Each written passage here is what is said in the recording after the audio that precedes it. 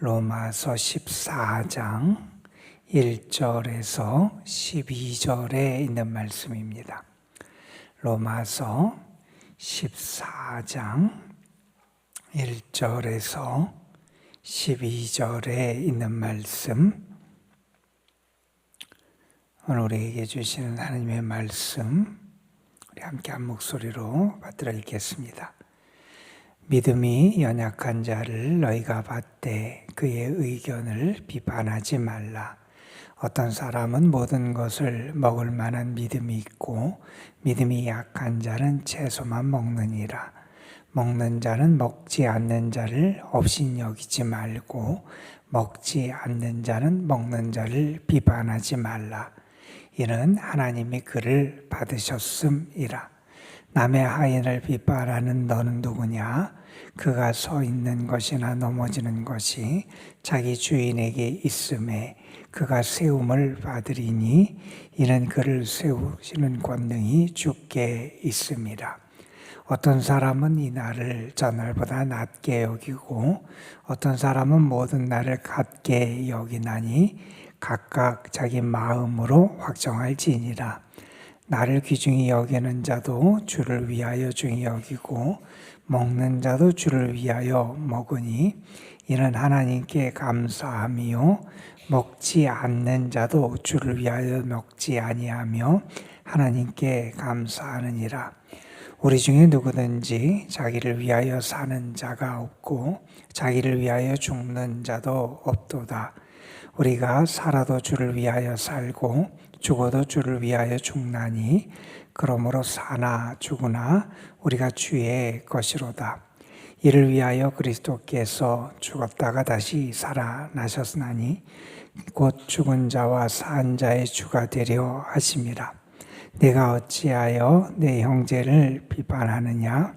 어찌하여 내 형제를 업신여기느냐? 우리가 다 하나님의 심판대 앞에 서리라. 기록되었으되 주께서 이르시되 내가 살았노니 모든 무릎이 내게 꿇을 것이요 모든 혀가 하나님께 자백하리라 하였느니라. 이러므로 우리 각 사람이 자기 일을 하나님께 짓고 하리라. 아멘. 외국에서 있었던 일이라 그래요.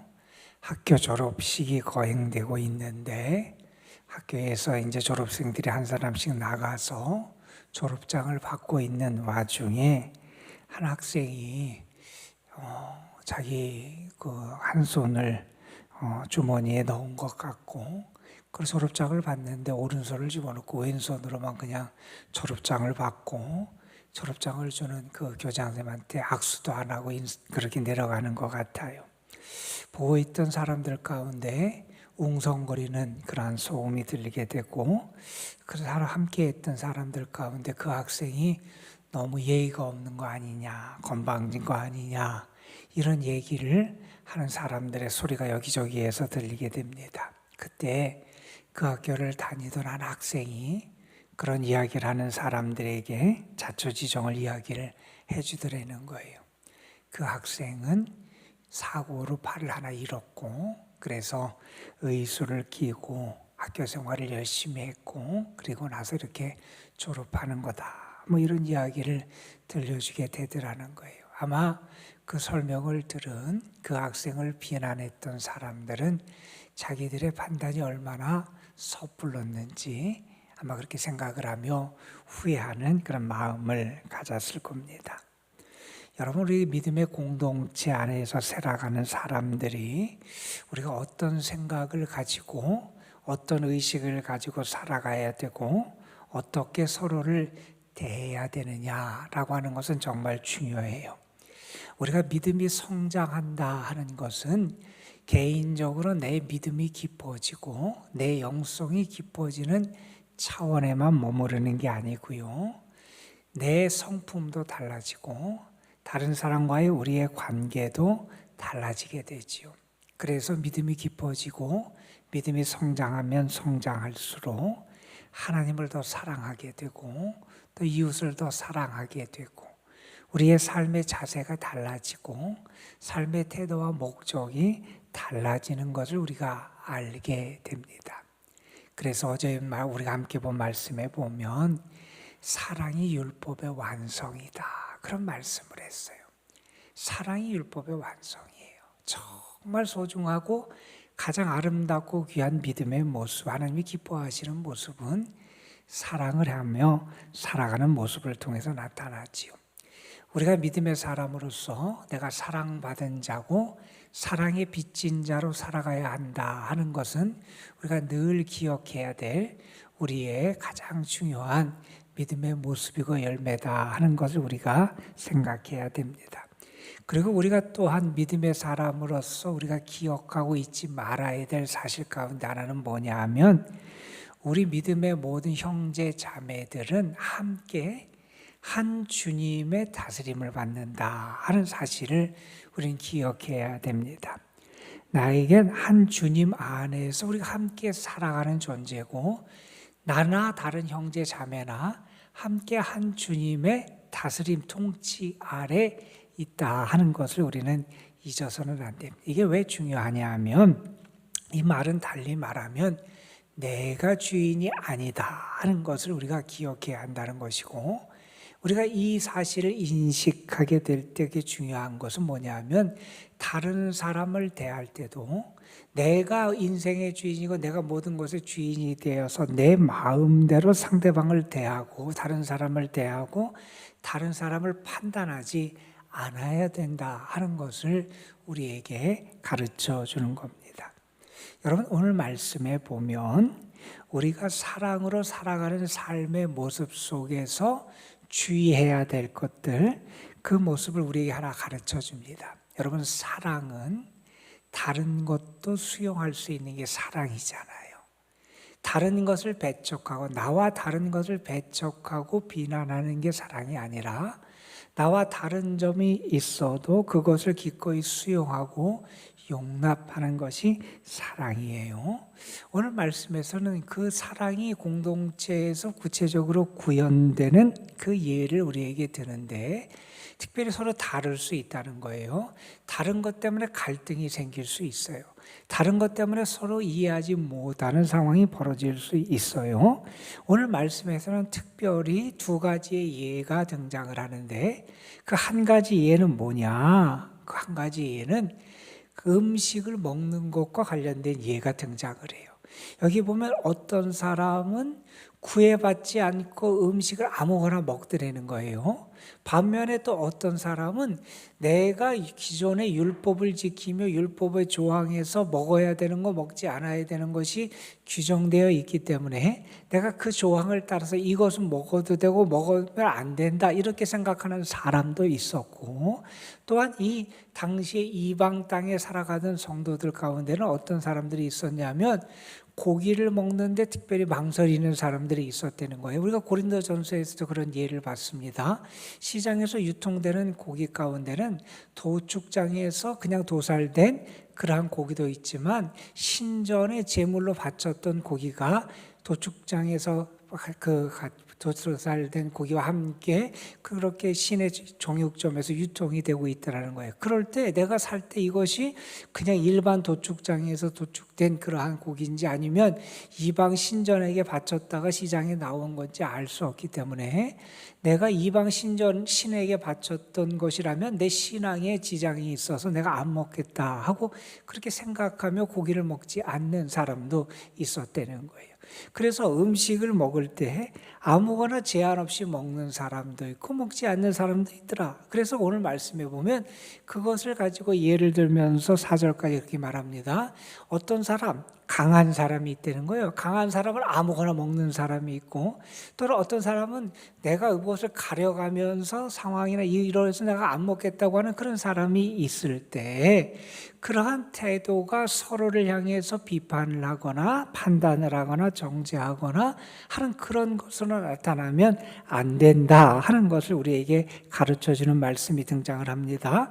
1절 말씀에서 이렇게 말합니다. 믿음이 연약한 자를 너희가 받아라. 믿음이 강한 사람이 받아라. 그의 의견을 비판하지 말아라. 이런 얘기를 하면서 2절에서 말합니다. 어떤 사람은 모든 것을 먹을 만한 믿음이 있고 믿음이 연약한 자는 채소만 먹고 그것을 꺼리는 사람이 있더라는 거예요. 자, 그러면서 이렇게 먹는 사람도 있고 저렇게 먹는 사람도 있는데 어떻게 해야 되느냐? 3절에 이렇게 아주 중요한 원칙을 제시합니다. 먹는 자는 먹지 않는 자를 업신여기지 말라는 거예요. 아이고, 왜 믿음이 저렇게 약해? 왜 저렇게밖에 생각을 못해? 왜 그래서 저걸 안 먹고 저렇게 꺼리면서 자기를 그렇게 힘들게 해? 업신여기지 말라. 왜 믿음이 없어? 왜 이렇게 연약해? 이렇게 업신여기지 말고, 반면에 내가 나의 믿음 때문에 이런저런 상황 때문에 내가 이것을 가리고 이런 음식만 먹고 하면서 그렇게 내가 꺼리면서 가리면서 먹는 사람, 그래서 먹지 않는 것이 있는 사람, 먹지 않는 자는 모든 것을 자유롭게 먹는 사람을 향해서 그를 비판하지 말라는 거예요. 아니, 왜 저 사람은 이방 신전에게 바쳤던 물건인지 고기인지도 모르는데 저걸 먹어? 왜 이렇게 믿음이 저래? 왜 이렇게 진실함을 지키지 못하고 순결함을 지키지 못해? 이렇게 비판하지 말라는 거예요. 자, 믿음이 강한 사람은 약한 사람을 업신여기지 말고, 믿음이 약한 사람은 강한 사람을 비판하지 말아라, 이런 말씀을 하면서 서로를 그렇게 판단하거나 비판해서는 안 된다 하는 말씀을 하십니다. 그러면서 아주 중요한 말씀을 거기서 가르쳐 주십니다. 왜 그러느냐? 여러분, 3절 마지막에 하나님이 그를 받아주셨다는 거예요. 내가 저 사람의 태도나 삶의 자세나 혹은 믿음의 태도를 이해하지 못하고 내가 그래서 때로는 비판하기도 하고 때로는 업신여기는 그런 사람이 있을 수 있다는 거예요. 그런데 그 사람을 어떻게 했느냐? 나는 그 사람을 이해하지 못하고 나는 그 사람의 태도를 받아들이지 못하고 나는 그 사람의 행동을 내가 수용하지 못하는 그러한 모습을 내가 보이고 있을지 모르지만 하나님이 그 사람을 용납해 주시지 않았느냐. 중요한 게 그래. 내가 주인이 되고 내가 모든 것을 통치하고 내가 그런다고 생각하면 내 마음대로 저 사람을 판단하거나 업신여기거나 비판하거나 그러면서 배척하고 받아들이지 않고 이해하지 못한다고 내가 그렇게 치부해버릴 수 있을지 모르지만 참된 주인 되시는 하나님이 그를 용납해 주셨다는 거예요. 하나님이 그를 받아주셨는데 내가 마치 주인인 것처럼 그를 판단하고 그를 비판하고 그를 업신여기게 된다면 그를 받아주신 하나님 자리에 내가 앉아서 내가 주인 노릇하는 것이 되지 않느냐는 거예요. 여러분, 우리가 신앙인이 특별히 행하기 쉬운 그러한 믿음의 연약한 모습 가운데 하나가 이런 겁니다. 내가 믿음이 좋고 신앙생활을 오래 해왔을수록, 특별히 내가 어떤 은사를 받거나 어떤 확신을 가지고 있을수록 우리는 나와 다른 믿음의 모습이나 태도를 자꾸 판단하고 비판하고 업신여기기 쉽다는 겁니다.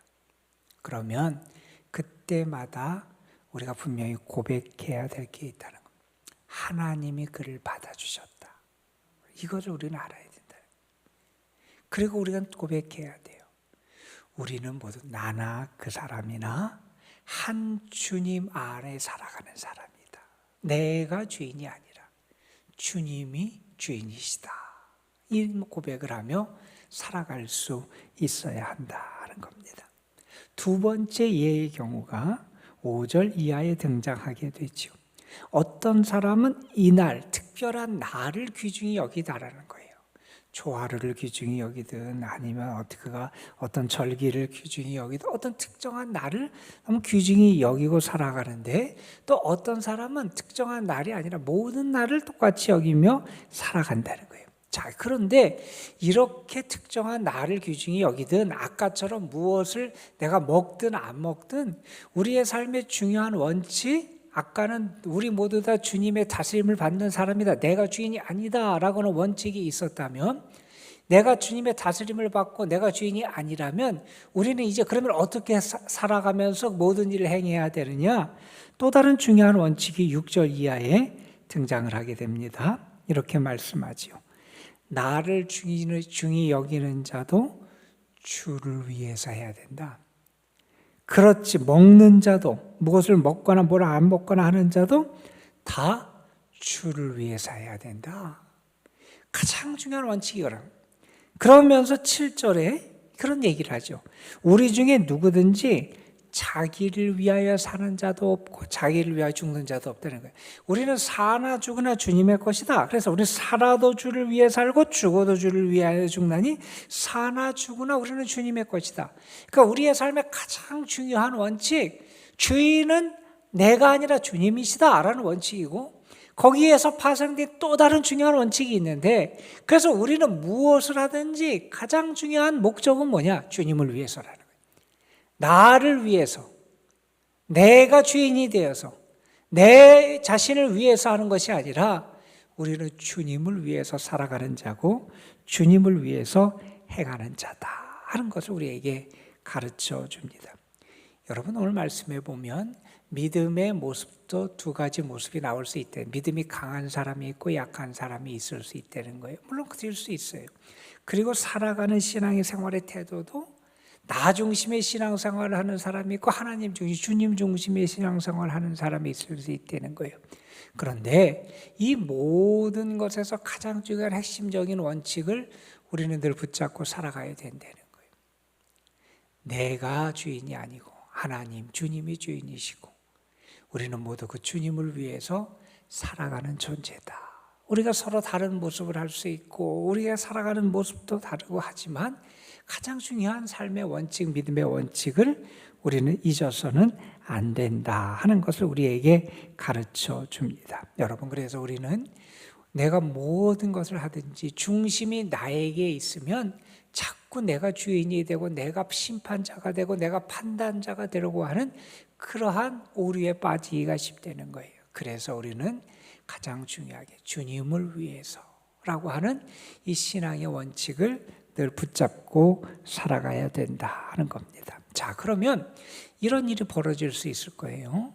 그런데 내가 주를 위해서 행해요. 모든 일을 할 때 내가 주를 위해 살아가요.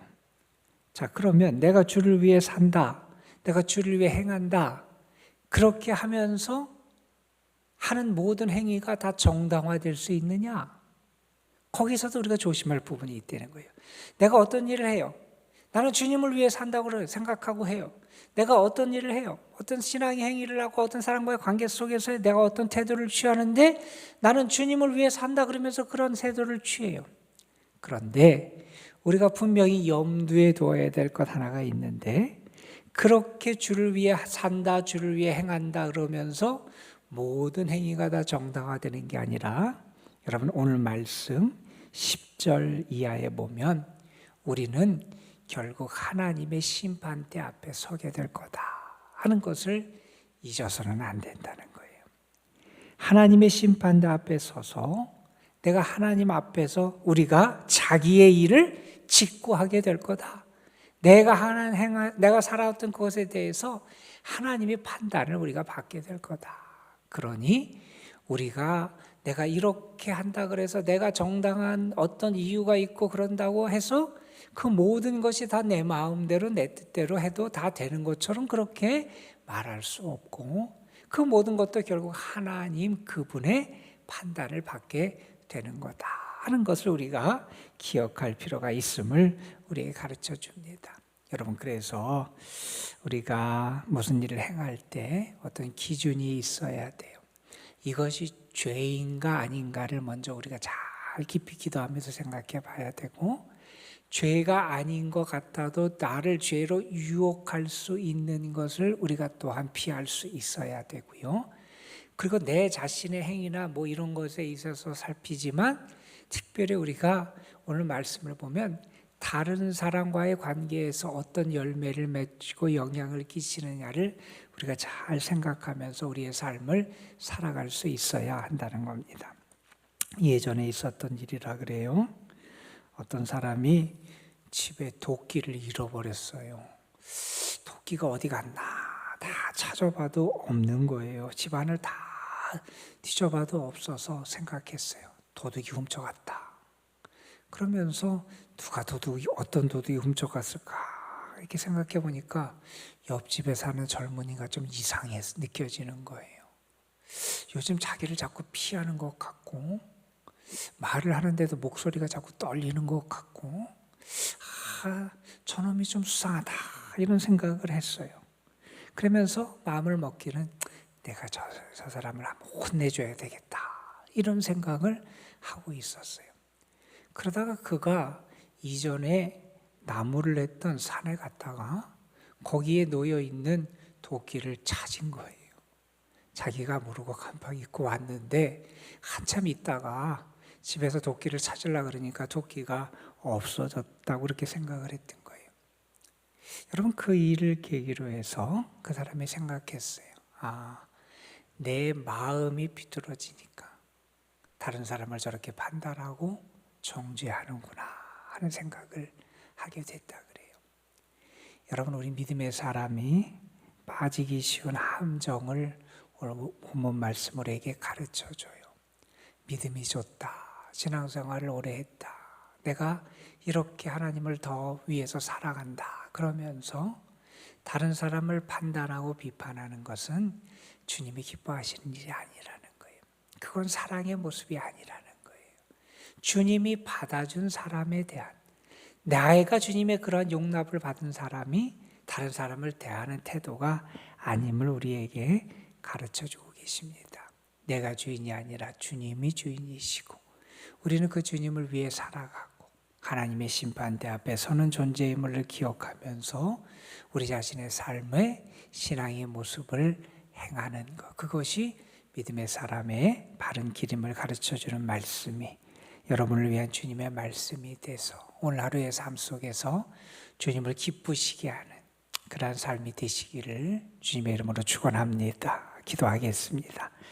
아버지 하나님, 오늘도 우리를 불러주셔서 우리가 주님의 용납하심과 사랑하심을 받은 존재임을 알게 하여 주시고 우리의 참된 주인이 되시는 분이 하나님이심을 알게 하시고 우리는 사나 죽으나 주님을 위해 살아가는 존재임을 다시 한번 깨닫게 하여 주시니 감사를 드립니다. 늘 하나님의 은혜 입은 자답게 하나님 앞에 겸손하게 하여 주시고 내가 믿음이 좋다고 신앙생활을 오래 했다고 은혜를 체험했다고 내가 가진 신앙의 태도나 경험을 가지고 다른 사람을 판단하거나 정죄하거나 비판적이거나 업신여기는 어리석음을 행하지 않도록 우리를 인도해 주시기를 바라옵고 원합니다. 우리는 주를 위해 살아가는 존재이고 참된 주님이 나를 용납하고 사랑하시고 받아주셨던 주님 아래서 함께 살아가는 형제 자매임을 서로 기억하며 한 마음과 한 뜻으로 주님을 기쁘시게 하며 살아가는 거룩한 공동체를 이루어 나가는 저희들이 되게 하옵소서. 오늘도 우리가 주님 앞에 나와서 기도합니다. 우리를 사랑하시는 주님, 우리를 도우시는 주님, 우리와 함께 하시는 주님, 오늘도 우리의 삶에 참된 목자가 되시는 주님을 의지하며 내가 그 음성을 듣고 따라가게 하시고 그 음성에 순종하게 하시고 그 주님에게 모든 것을 맡기며 살아갈 수 있는 저희들 되게 하시고 그 주님에게 기도하는 우리의 기도가 땅에 떨어지지 아니하고 주의 도우심과 응답으로 우리에게 역사할 줄 믿으면서 구할 수 있는 저희들 되게 하옵소서. 아버지 하나님, 이 명절 기간에 출타 중에 성도들 많이 있습니다. 오고 가는 길 안전하게 지켜주시고 성도들의 가정과 삶 속에 하나님의 사랑이, 그리스도의 사랑이 풍성하게 나타날 수 있도록 인도하여 주옵시며 특별히 연로하신 분들, 연약하고 병중에 있고 여러 가지 시련과 어려움 가운데 있는 영혼들에게 주의 도우심과 사랑과 긍휼의 손길을 더 풍성하게 허락하여 주옵소서. 특별히 주의 앞에 나온 사람 하는 주의 자녀들 지금 이 시간에 주님이 찾아와 주시기를 원합니다. 저들을 만나 주시기를 원합니다. 주의 권능의 손, 사랑의 손, 위로의 손, 능력의 손, 치료의 손길로 저들을 어루만져 주시기를 원합니다. 주의 은혜로 저희들을 붙잡아 주시고 오늘도 우리가 주의 사랑과 능력과 은혜 가운데 풍성한 복을 받고 우리의 삶의 자리에서 그 주님이 주시는 은혜와 힘을 의지해서 기쁨과 감사함으로 승리하며 살아갈 수 있도록 도와주옵소서. 성령께서 이 시간 우리 가운데 진히 임재하시고 우리의 기도를 도우시고 우리에게 주님을 바라볼 수 있도록 우리의 영을 깨워 인도해 주실 줄 믿사옵고 우리 구주 예수 그리스도의 이름으로 기도드리옵나이다. 아멘.